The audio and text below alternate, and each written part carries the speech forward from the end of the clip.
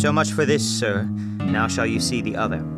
You do remember all the circumstance? Remember it, my lord? Sir, in my heart there was a kind of fighting that would not let me sleep. Methought I lay worse than the mutines in the bilboes. Rashly, and praised be rashness for it, let us know, our indiscretion sometimes serves us well when our deep plots do pall.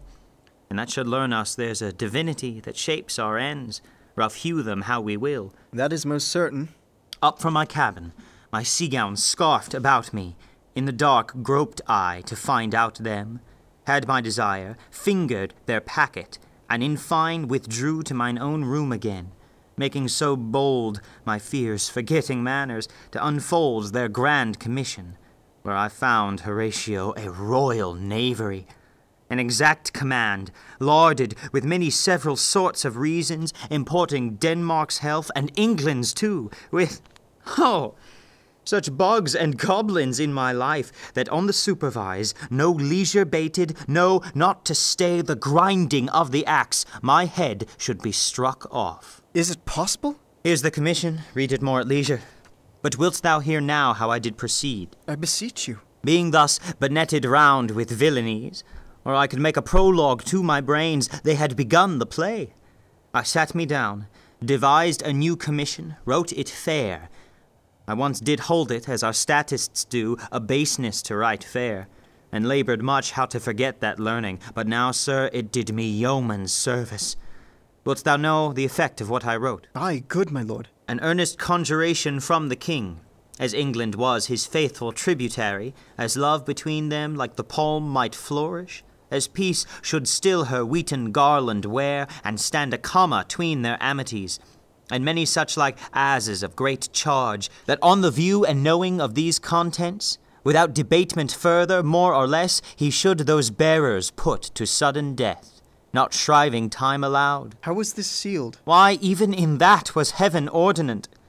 I had my father's signet in my purse, which was the model of that Danish seal, folded the writ up in the form of the other, subscribed it, gave it the impression, placed it safely, the changeling never known.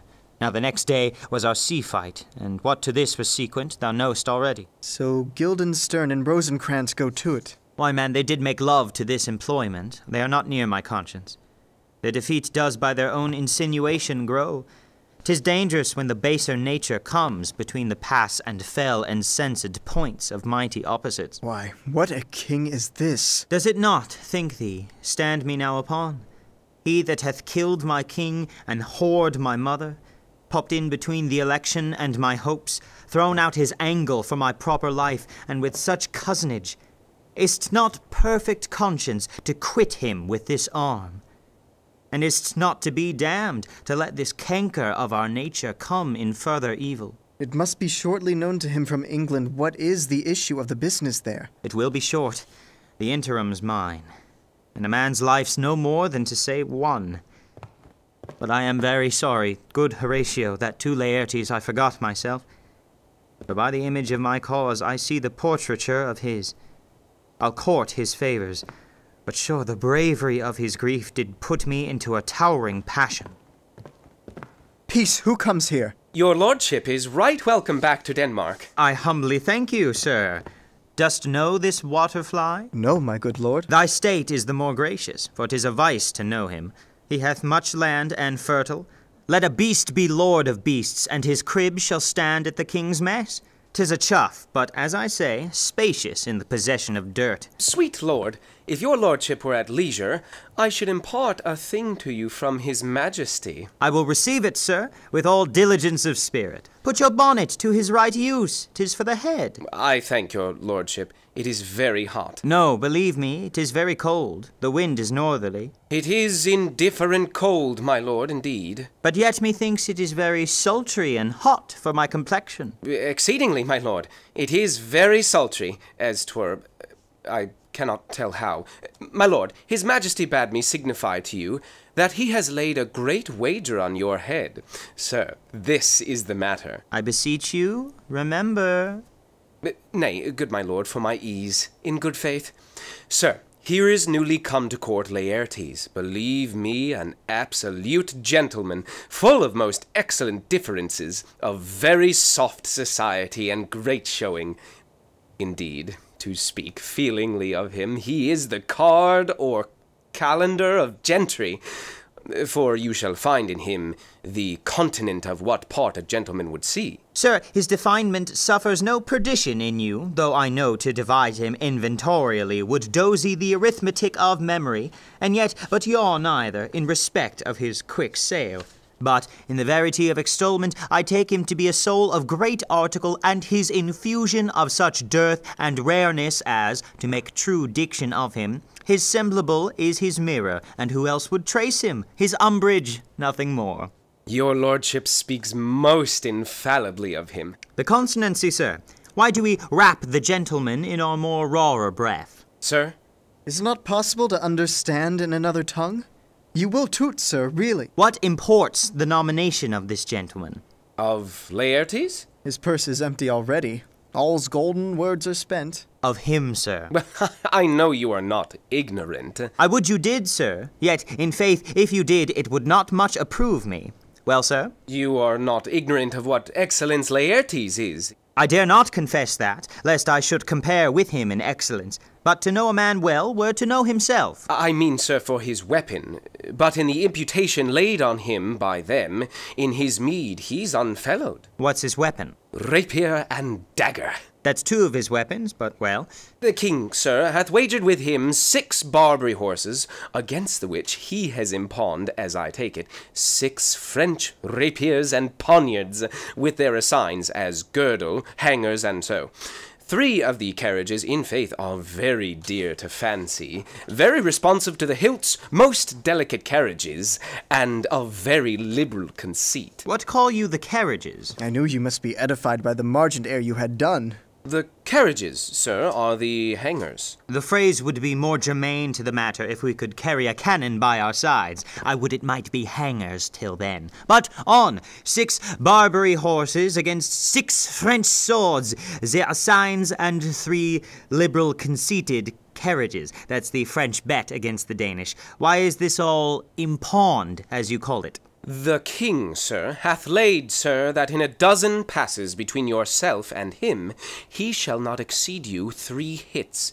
He hath laid on 12 for 9, and it would come to immediate trial, if your lordship would vouchsafe the answer. How if I answer no? I mean, my lord, the opposition of your person in trial. Sir, I will walk here in the hall. If it please his majesty, it is the breathing time of day with me. Let the foils be brought, the gentleman willing, and the king hold his purpose. I will win for him, and I can. If not, I will gain nothing but my shame and the odd hits. Shall I deliver you e'en so? To this effect, sir, after what flourish your nature will. I commend my duty to your lordship. Yours.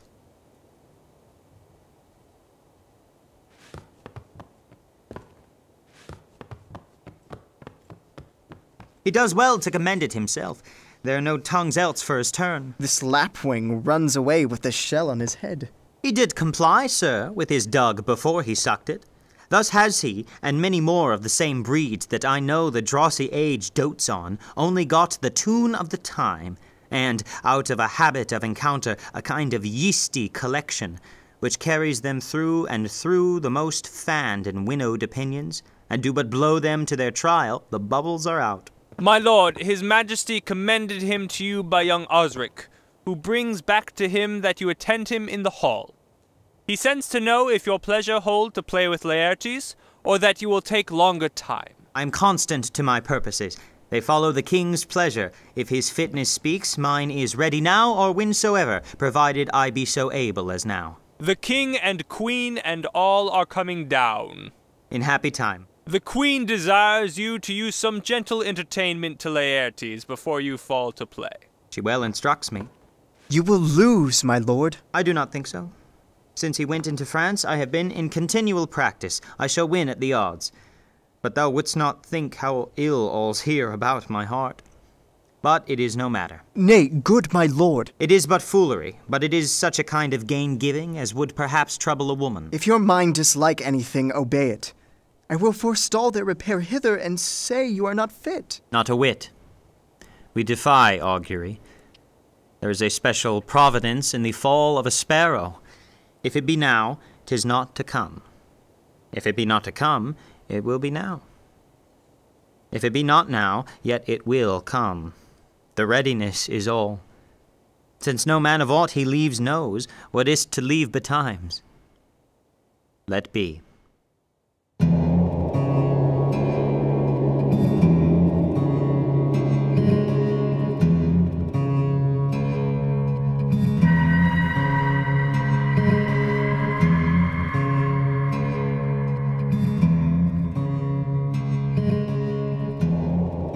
Come, Hamlet. Come and take this hand from me. Give me your pardon, sir. I have done you wrong. But pardon it, as you are a gentleman. This presence knows, and you must needs have heard, how I am punished with a sore distraction. What I have done that might your nature, honor, and exception roughly awake, I here proclaim was madness. Was't Hamlet wronged Laertes? Never Hamlet. If Hamlet from himself be ta'en away. And when he's not himself does wrong Laertes, then Hamlet does it not. Hamlet denies it. Who does it then? His madness. If it be so, Hamlet is of the faction that is wronged. His madness is poor Hamlet's enemy. Sir, in this audience, let my disclaiming from a purposed evil free me so far in your most generous thoughts that I have shot my arrow o'er the house and hurt my brother. I am satisfied in nature, whose motive in this case should stir me most to my revenge, but in my terms of honor I stand aloof and will no reconcilement till by some elder masters of known honor I have a voice and precedent of peace to keep my name ungored. But till that time, I do receive your offered love like love, and will not wrong it. I embrace it freely, and will this brother's wager frankly play. Give us the foils. Come on. Come, one for me. I'll be your foil, Laertes. In mine ignorance your skill shall, like a star i' the darkest night, stick fiery off indeed. You mock me, sir. No, by this hand. Give them the foils, young Osric. Cousin Hamlet, you know the wager? Very well, my lord. Your grace has laid the odds on the weaker side. I do not fear it. I have seen you both. But, since he is better, we have, therefore, odds. This is too heavy. Let me see another. This likes me well. These foils all have a length. Aye, my good lord. Set me the stoups of wine upon that table. If Hamlet give the first or second hit, or quit in answer of the third exchange, let all the battlements their ordnance fire. The king shall drink to Hamlet's better breath, and in the cup an union shall he throw, richer than that which 4 successive kings in Denmark's crown have worn. Give me the cups, and let the kettle to the trumpet speak, the trumpet to the cannoneer without, the cannons to the heavens, the heaven to earth. Now the king drinks to Hamlet. Come, begin. And you, the judges, bear a wary eye.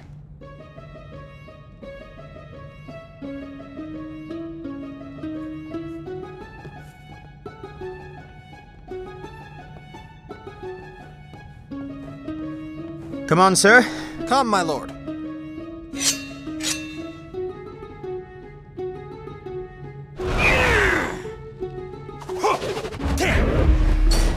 One. No! Judgment. A hit. A very palpable hit. Well, again. Stay, give me drink. Hamlet, this pearl is thine. Here's to thy health. Give him the cup. I'll play this bout first. Set it by a while. Come.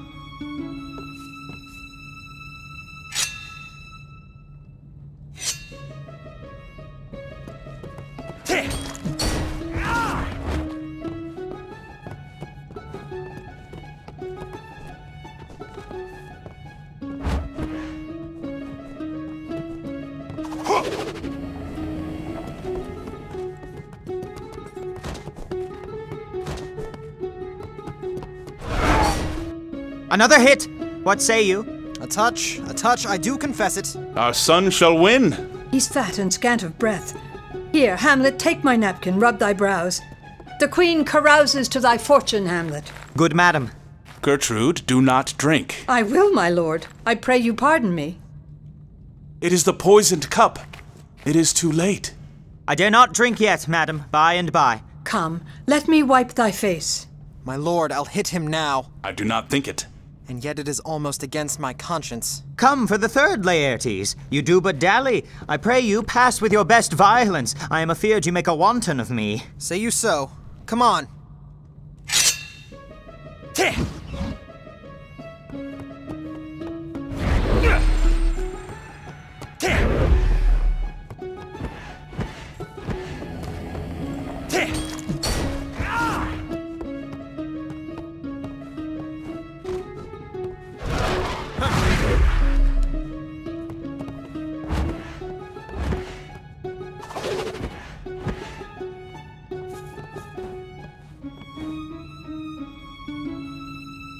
Nothing neither way. Have it you now! Ah!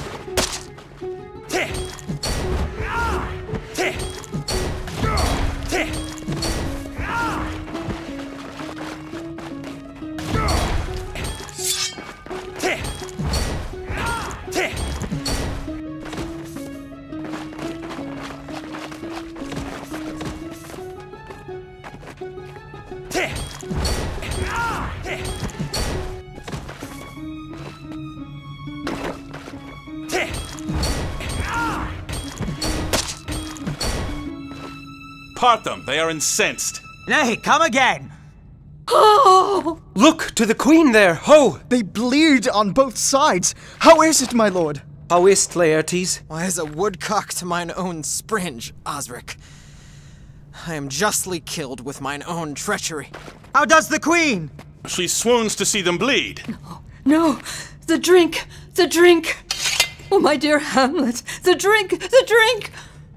I am poisoned! Oh, villainy! How? Let the door be locked! Treachery! Seek it out! It is here, Hamlet. Hamlet, thou art slain. No medicine in the world can do thee good. In thee there is not half an hour's life. The treacherous instrument is in thy hand, unbated and envenomed. The foul practice hath turned itself on me. Lo, here I lie, never to rise again. Thy mother's poisoned. I can no more. The king's to blame. The point envenomed too? Then venom to thy work! Treason! Treason! Oh, yet defend me, friends. I am but hurt. Here, thou incestuous, murderous, damned Dane! Drink off this potion. Is thy union here? Follow my mother. He is justly served. It is a poison tempered by himself. Exchange forgiveness with me, noble Hamlet. Mine and my father's death come not upon thee, nor thine on me. Heaven make thee free of it. I follow thee. I am dead, Horatio. Wretched queen, adieu. You that look pale and tremble at this chance, that are but mutes or audience to this act, had I but time, as this fell sergeant Death is strict in his arrest, oh, I could tell you, but let it be. Horatio, I am dead. Thou livest, report me and my cause aright to the unsatisfied? Never believe it. I am more an antique Roman than a Dane. Here's yet some liquor left. As thou art a man, give me the cup! Let go! By heaven, I'll have it. Oh God, Horatio, What a wounded name! Things standing thus unknown shall I leave behind me? If thou didst ever hold me in thy heart, absent thee from felicity a while, and in this harsh world draw thy breath in pain to tell my story. What warlike noise is this? Young Fortinbras, with conquest come from Poland to the ambassadors of England, gives this warlike volley. Oh, I die, Horatio. The potent poison quite corrodes my spirit. I cannot live to hear the news from England, but I do prophesy the election lights on Fortinbras. He has my dying voice. So tell him, with the occurrence more and less which have solicited, the rest is silence.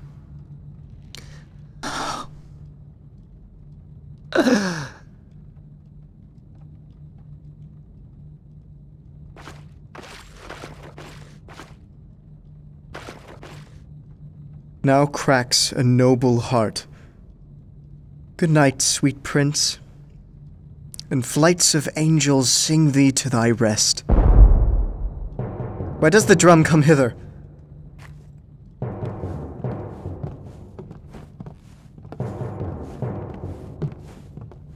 Where is this sight? What is it you would see? Thought of woe or wonder, cease your search. This quarry cries on havoc. O proud death! What feast is toward in thine eternal cell, that thou so many princes at a shot so bloodily hast struck? The sight is dismal, and our affairs from England come too late. The ears are senseless that should give us hearing to tell him his commandment is fulfilled, that Rosencrantz and Guildenstern are dead. Where should we have our thanks? Not from his mouth. Had the ability of life to thank you. He never gave commandment for their death. But since, so jump upon this bloody question, you from the Polack Wars, and you from England, are here arrived, give order that these bodies high on a stage be placed to the view, and let me speak to the yet unknowing world how these things came about. So shall you hear of carnal, bloody, and unnatural acts, of accidental judgments, casual slaughters, of deaths put on by cunning and forced cause, and in this upshot, purposes mistook fallen on the inventors' heads. All this I can truly deliver. Let us haste to hear it, and call the noblest to the audience. For me, with sorrow I embrace my fortune. I have some rights of memory in this kingdom, which now to claim my vantage doth invite me. Of that I shall have also cause to speak. And from his mouth whose voice will draw on more. But let this same be presently performed, even while men's minds are wild, lest more mischance on plots and arrows happen. Let 4 captains bear Hamlet like a soldier to the stage, for he was likely, had he been put on, to have proved most royal. And for his passage, the soldier's music and the right of war speak loudly for him. Take up the bodies. Such a sight as this becomes the field, but here shows much amiss. Go, bid the soldiers shoot.